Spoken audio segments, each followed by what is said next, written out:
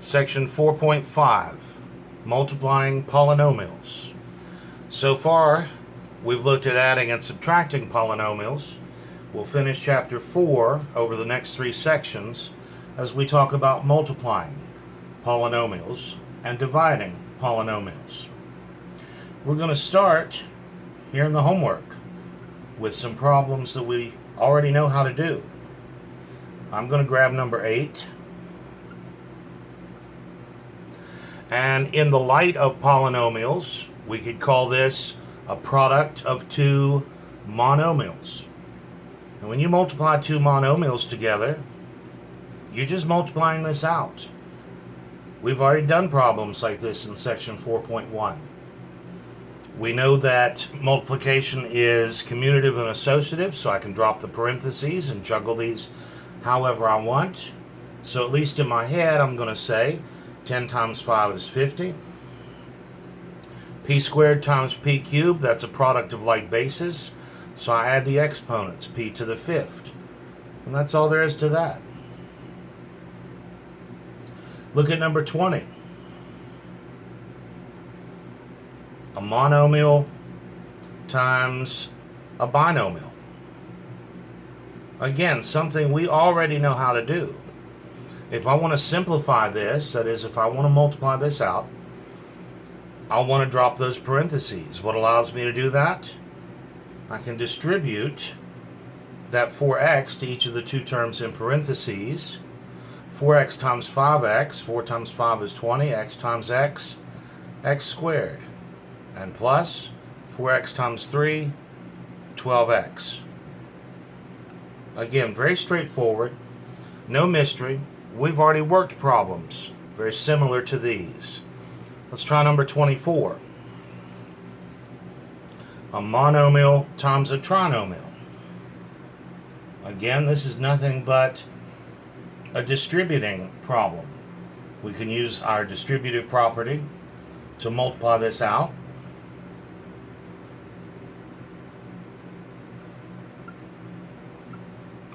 Distributing this negative 7y to each of the 3 terms in my trinomial. Negative 7y times 3, negative 21y. Watch your signs. Negative 7y times 5y squared.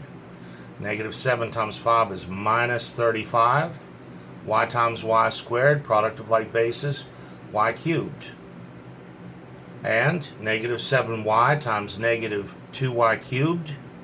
Watch your signs. Negative times a negative is positive. 7 times 2 is 14. Y times y cubed, that's 4 factors of y altogether, y to the 4th.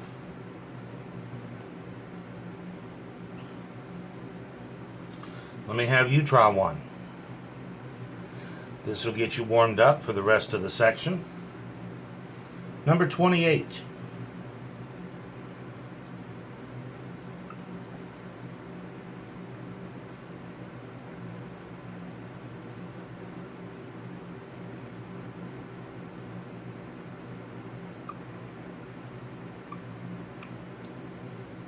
So go ahead and pause the video, you try that, and then come back and we will compare answers. We're simply distributing this negative 9a to the 5th to each of the 3 terms in my trinomial in the parentheses. We're going to watch our signs very carefully. Negative 9a to the 5th times negative 3a to the 6th.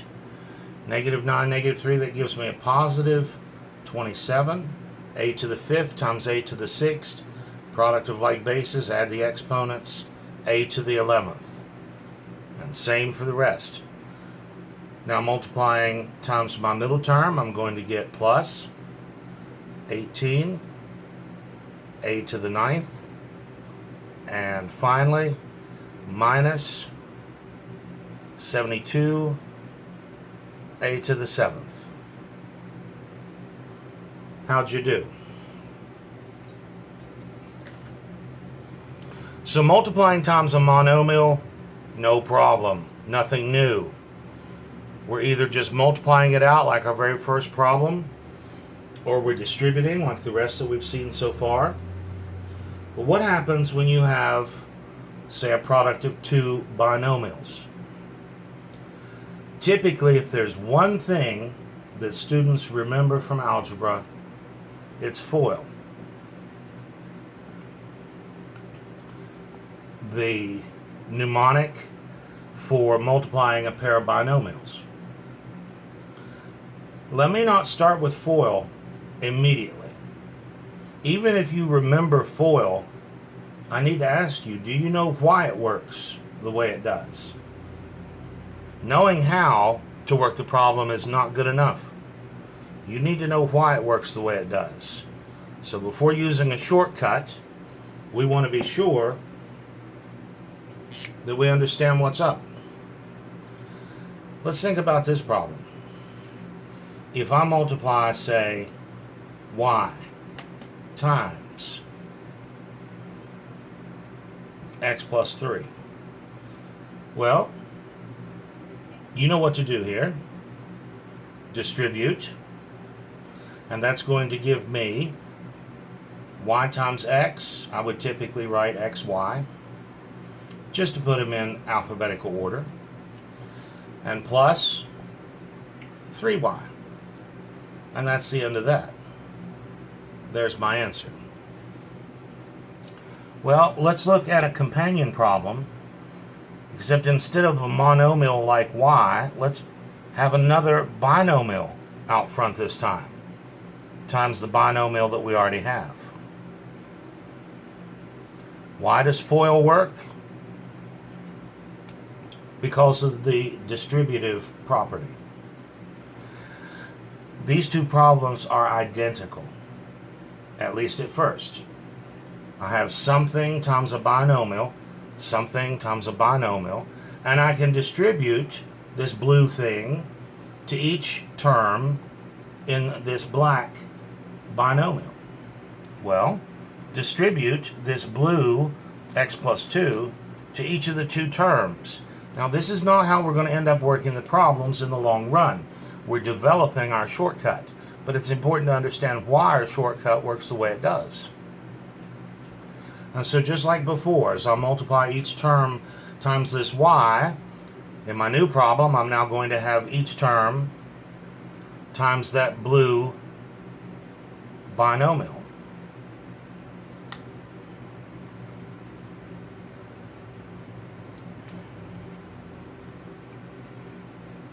Do you see how these two problems are exactly the same up to this point? But in my new problem, I've got more work to do. I've got to finish this. It's not simplified. So I can go back now, distribute this x, distribute this 3. As I distribute the x, that's going to give me x squared plus 2x. As I distribute the 3, I get plus 3x plus 6. Combine like terms.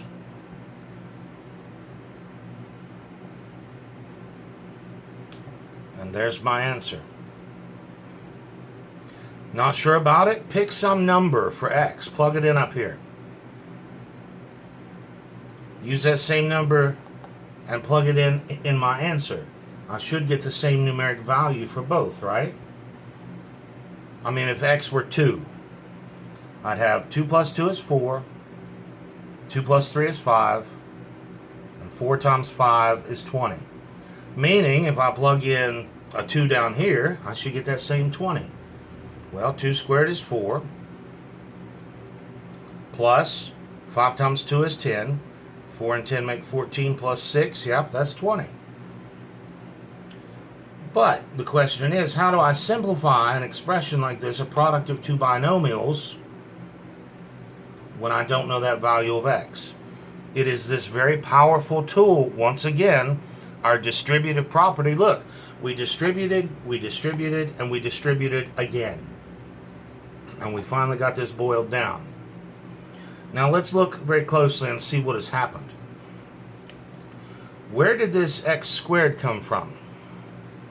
This x squared came from our blue x times our black x. Call that product of the first terms. The first one here and the first one there. So that's the product of the first. Where did this 2x come from? The 2x came from the blue 2 times the black x. We'll call those our inner terms, product of the insides. The 3x is a result of the 3 times the blue x, right there. Those are outside terms. We multiplied the 2 outer terms to get the 3x, and the 6 is the product of this 2 and 3. I'll call that product of the last term from each binomial. First, inside, outside, last. Well, that doesn't spell anything, so rearrange the 2 middle terms and we can spell FOIL. Meaning that anytime I want to multiply 2 binomials together, I can just get the product of the first, the outside, the inside, and the last, and combine like terms. Let's do some. But it is important to understand that FOIL is the result of multiple uses of the distributive property. Number 52. I am taking the section a little bit out of the order in which she presents, but that's all right. We've seen that before. So the instructions here will say multiply, or perhaps just simplify. You'll know to multiply because that's what's happening. Multiply. I have a product of 2 binomials, which means I can use FOIL. Product of the first. N times n is n squared. The outside, as I spell the word FOIL, plus 3n. The inside, plus 9n. And product of the last, plus 27. Combine like terms.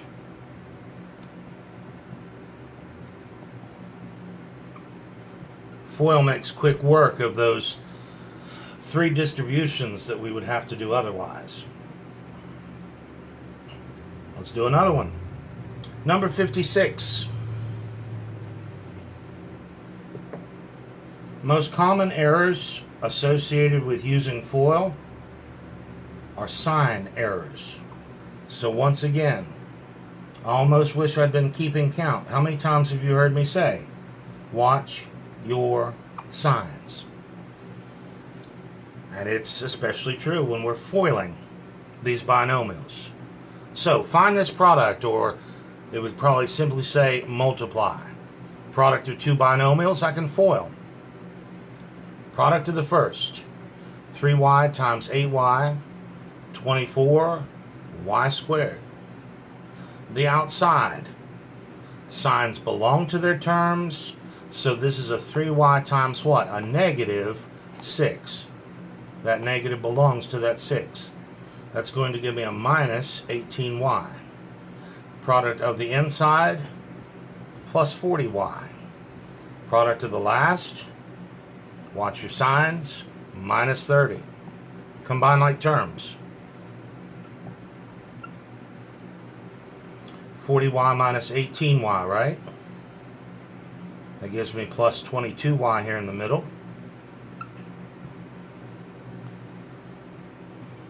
And there's my final answer. All right. Let's have a look now at number 68.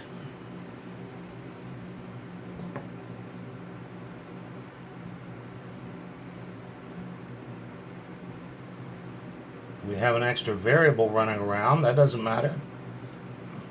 The process remains the same.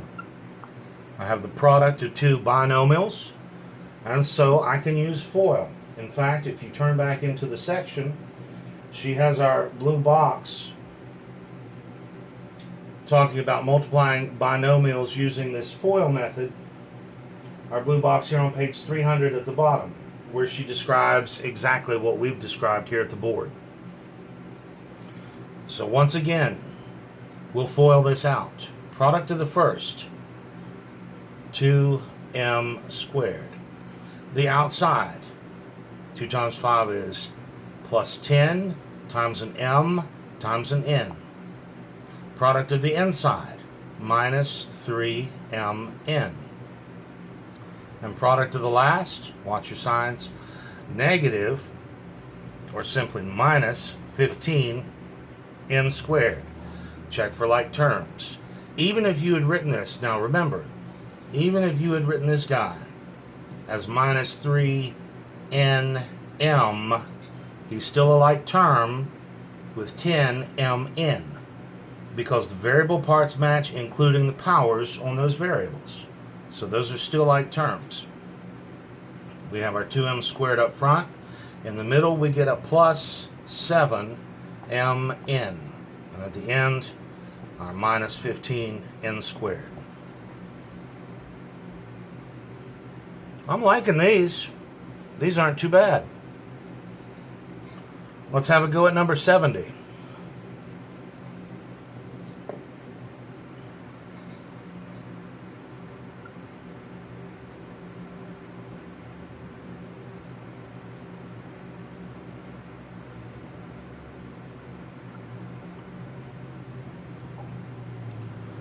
Product of two binomials. If we want to multiply this out, we'll use FOIL. Product of the first. 5 times 3 is 15, times that x, times that y. Product of the outside. Negative, right? Negative 40x. Product of the inside. Plus 21y. Product of the last. 7 times negative 8 minus 56. And we're done. Because there are no like terms this time to combine. My answer turns out to be a polynomial of 4 terms. Understand that when you're multiplying polynomials, you're not always going to know how many terms you're going to find in your answer. Now here in a bit, we're going to talk about how many terms to expect in our middle step. And of course, when we're foiling, when we have a product of two binomials, that middle step is always going to have 4 terms. That first, that outside, that inside, the last. But how many terms will be in my final answer? I'm not sure until I see if there are any like terms to combine. Number 80.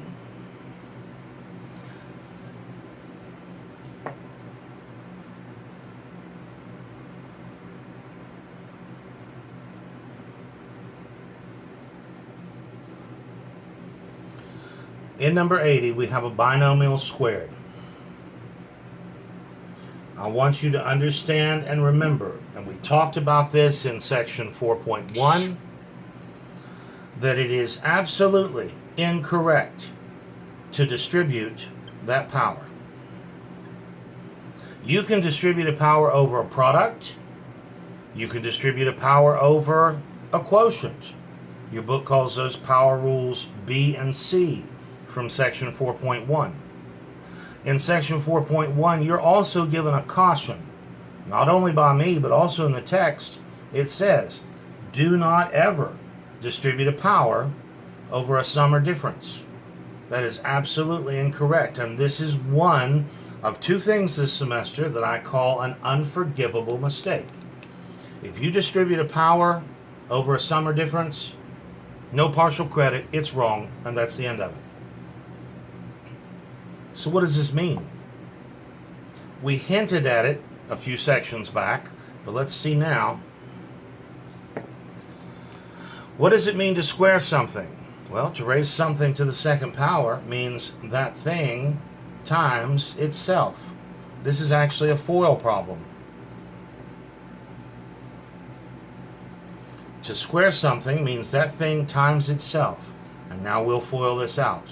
Product of the first, m squared.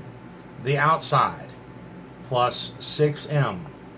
The inside also gives me plus 6m. And product of the last, plus 36.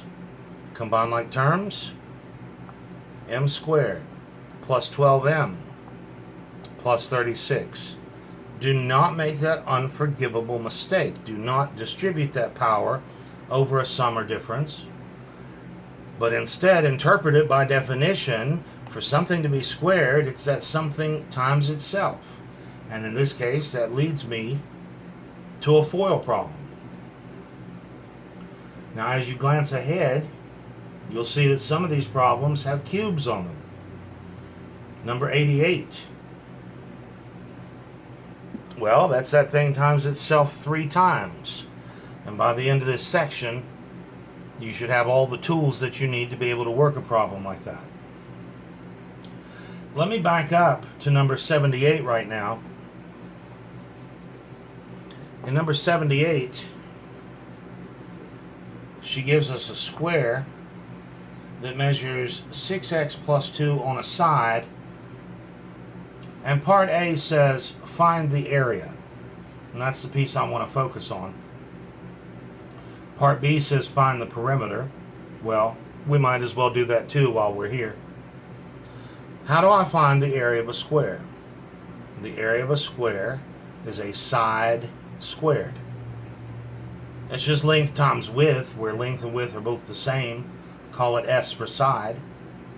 And so my area for this square is going to be this side, note the parentheses, squared. To square a binomial is to multiply that binomial times itself. And this is a FOIL problem. Also notice this would have been the same as if I'd said length times width, because you can do that with a square. A square is just a special rectangle. But using the formula directly, we get a binomial squared, which is that binomial times itself.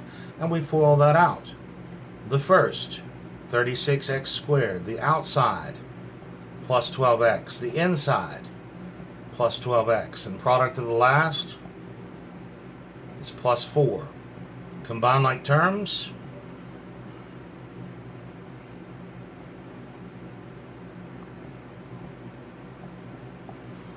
And here's the area of that square. While we're at it, she also asked us to find perimeter. You know that perimeter just means add up the sides. Well, in the case of a square, it's just 4 times one of those sides, because all 4 sides are the same. So that's going to be 4 times this one side. And that's a monomial times a binomial. Simply distribute. We have an expression that represents now the perimeter of that same square. Okay. Now I'm going to back up into the section. She actually presents FOIL closer to the end. I like to get it out of the way early and then deal with problems like this. Let me just make one up for us for the moment.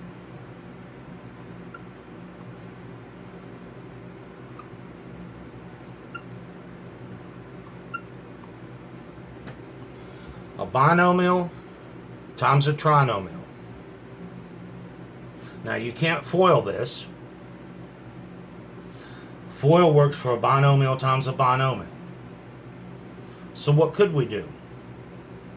Well, I could distribute this binomial to each of the 3 terms in that trinomial, and then turn around and distribute each of those terms into the binomial, like when we did the blue earlier to develop FOIL. And what we end up finding is that we need to multiply the first times the first times the middle, the first times the last times the first, last times the middle, last times the last.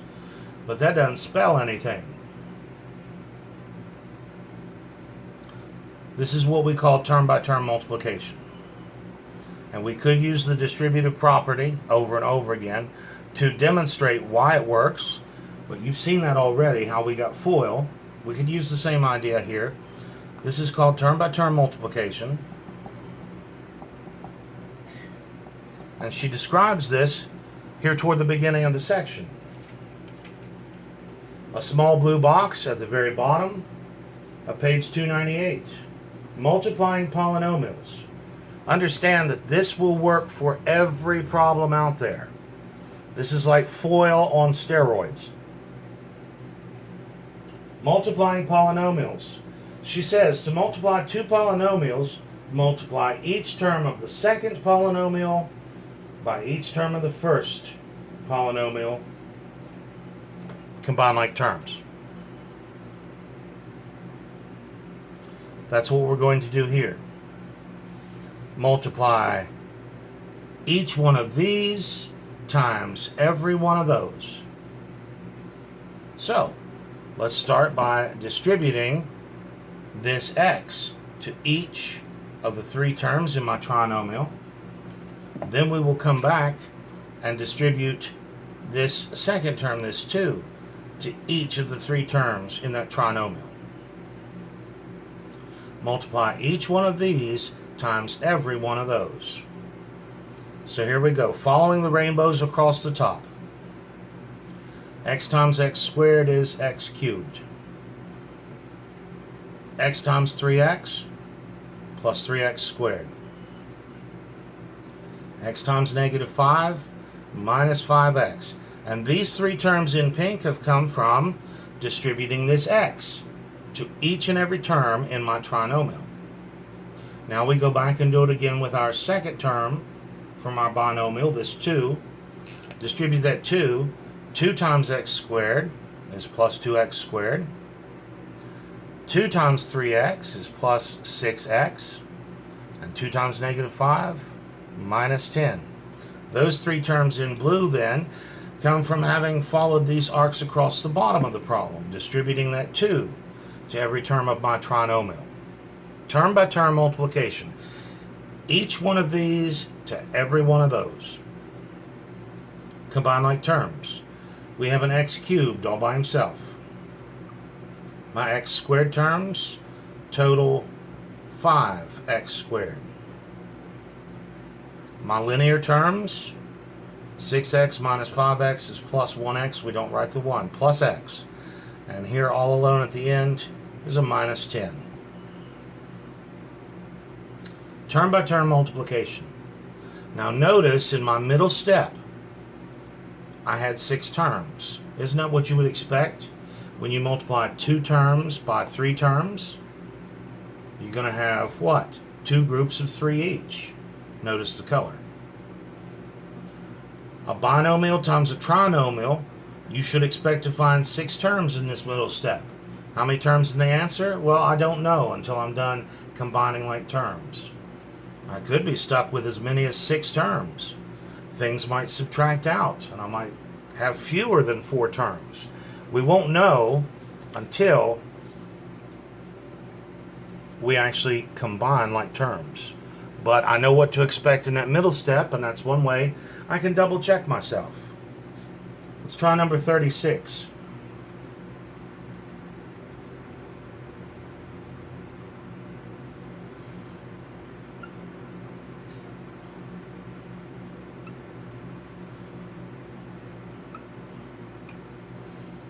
Now, if you like, go ahead and pause the video here, and then come back and we'll compare answers.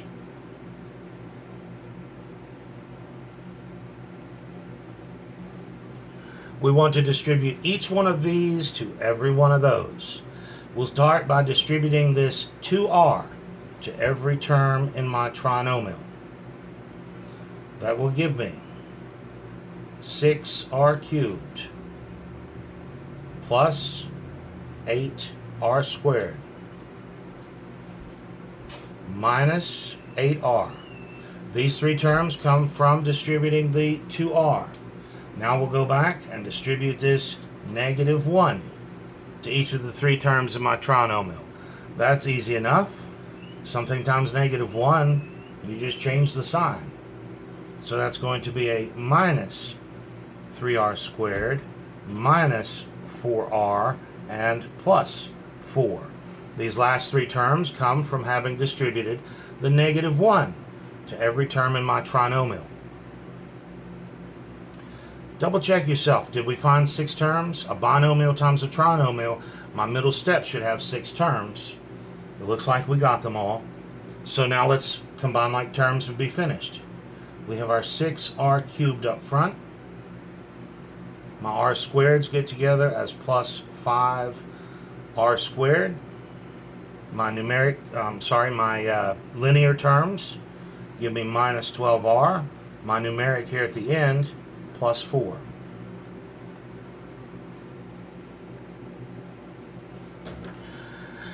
Let's crank it up one more notch. Join me now as we work number 42. Number 42.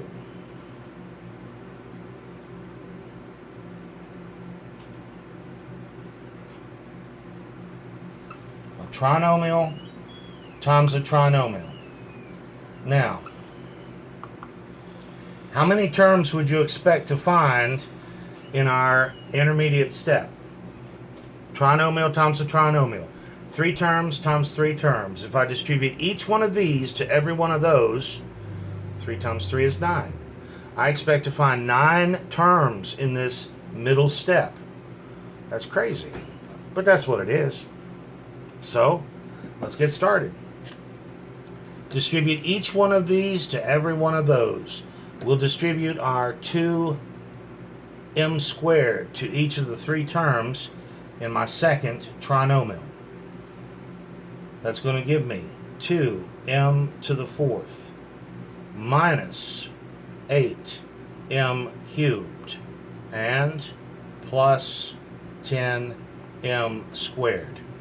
Those 3 terms from distributing the 2m squared. Now let's distribute this middle term from our first trinomial, this m, to each of the 3 terms in my second trinomial. Distributing this m will give me plus m cubed minus 4m squared and plus 5m. And I can see I'm going to run out of room.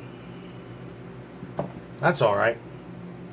Finally, go back and distribute this negative 3 to each of the 3 terms in my second trinomial. As I do that, I get minus 3m squared. If you've got room, try to stay on the same line. I'm going to have to drop down to the next line as I now distribute to the middle term. Negative 3 times negative 4m is going to be plus 12m. And finally, minus 15.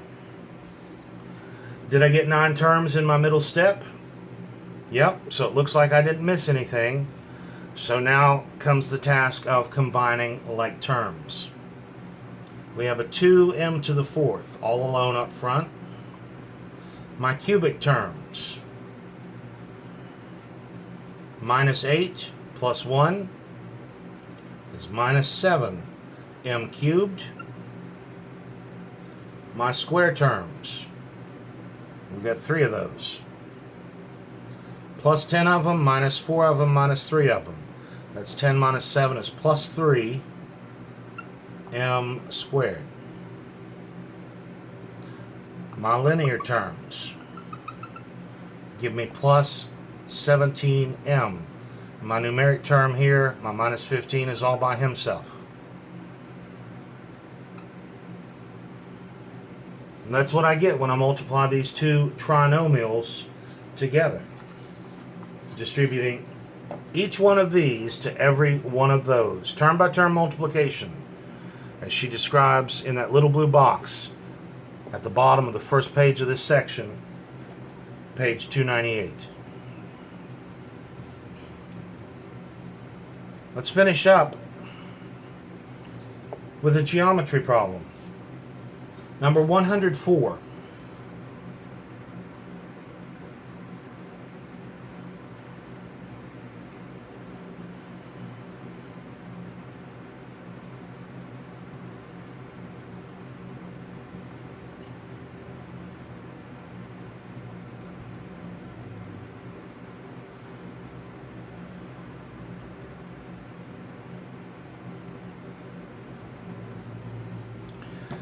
The instructions indicate that we are to find a polynomial that represents the area of the shaded region. So think of this as a piece of construction paper. Its area was originally just the area of that rectangle, and I've cut a triangle out of the middle. What's left? What is the area of what's left? Find the area of the shaded region. Well, would you agree with me that the area of the shaded region in this particular problem is going to be the area of that rectangle minus the area of that triangle. The area of the shaded region is going to be what's left of that rectangle when you subtract out that triangle. Well, the area of a rectangle is its length times its width. The area of a triangle is 1/2 its base times its height. Let's plug in. The area of the shaded region is going to be the area of the rectangle minus the area of the triangle. Now plugging in our length, 2x plus 5 times our width, x plus 1 from the figure, and minus 1/2. The base of our triangle is x, and the height of our triangle is that 4. I just need to crank this out. We'll get to work on foiling these two binomials together. Product of the first, 2x squared. The outside, plus 2x. The inside, plus 5x. Product of the last, plus 5. And then minus. Now, be very careful right here. If this had been more than one term, this 1/2 x times 4, if this had been more than one term, I'd have to be very careful about parentheses because I would be subtracting the whole thing. And I would need to distribute that negative to each term there in those pink parentheses. But it's just a single term. And so I don't need the parentheses this time. I'm subtracting that one term. But be very careful. If this happened to be multiple terms, you'd have to distribute that negative.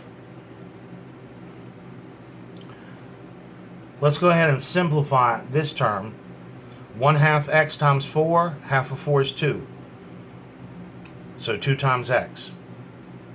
Well, looks like we have nothing to do but combine like terms. We have just a single square term, our 2x squared. Our linear terms, 2x plus 5x minus 2x. You could say 2 plus 5 is 7, minus 2 is back to 5. What I see is these guys are going to subtract out, aren't they? My 2x minus 2x leaves me with just 5x. Either way, you get plus 5x. And then my little linear term here all by him, our little numeric term here all by himself, plus 5. And so here is a polynomial that represents the area of the shaded region. We found the area right here at the bottom. We found the area of our rectangle, and we subtracted from that the area of our triangle. That left the area of the shaded region. In the next section, we're going to look at special products. So I need you to have this section down before we're ready to go into that next section. In the next section, I need you to be able to FOIL very quickly with me as we work those problems. So, off you go to the homework on 4.5.